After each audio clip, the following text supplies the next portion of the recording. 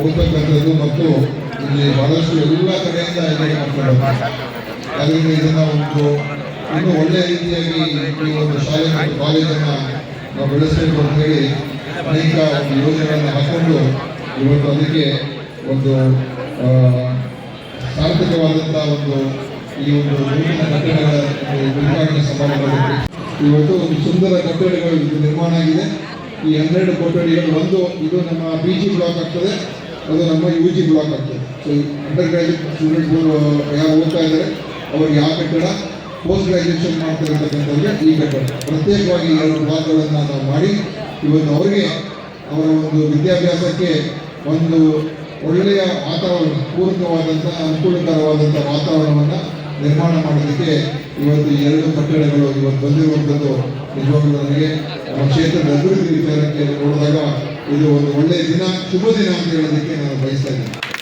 ಇವತ್ತು ನಮ್ಮ ಏನು ಈ ಪ್ರಥಮ ದರ್ಜೆ ಕಾಲೇಜು ನಾವು ಶುರು ಮಾಡಿದ್ದು ಈಗ ನಮ್ಮ ಅಂದಿನ ಪ್ರಿನ್ಸಿಪಲ್ಗಳೆಲ್ಲ ಸೇರಿ ಸರ್ ಇವತ್ತು ನಾವು ಡಿಗ್ರಿ ಕಾಲೇಜ್ ಮಾಡೋಣ ಅಂತ ಹೇಳಿದಾಗ ಅವಾಗ ಪ್ರಯತ್ನ ಮಾಡಿ ಅದಕ್ಕೆ ಅನುಮೋದನೆ ಸಿಕ್ಕಿತು.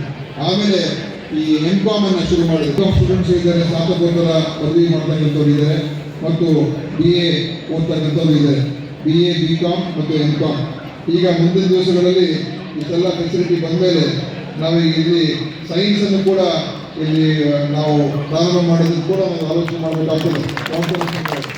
ಈಗ B.Com ಇದೆ, ಈಗ ಮುಂದಿನ ದಿವಸಗಳಲ್ಲಿ BCA MCA ಮಾಡಬೇಕು ಅಂತ ಇದ್ದೀವಿ. ಮತ್ತು ಇದಕ್ಕೆ ಏನಂತ ಹೇಳಿದ್ರೆ PCM ಫಸ್ಟ್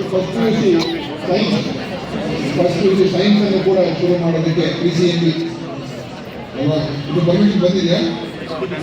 ಅದೇ ಪ್ರಸ್ತಾವನೆ ಕೊಟ್ಟಿದ್ದೀವಿ. ಈಗ PUCಗೆ ಕಾಮರ್ಸಲ್ಲಿ ಈ ಆ ಭಾಗದಿಂದೆಲ್ಲರೂ ಕೂಡ ಈ ಒಂದು ಶಾಲೆಗೆ ಕಾಲೇಜಿಗೆ ಒಂದು ಓದೋದಕ್ಕೆ ಬರ್ತಾರೆ. ಅದಕ್ಕೆ ಇನ್ನೂ ನಾವು ಚೆನ್ನಾಗಿ ಮಾಡಬೇಕು.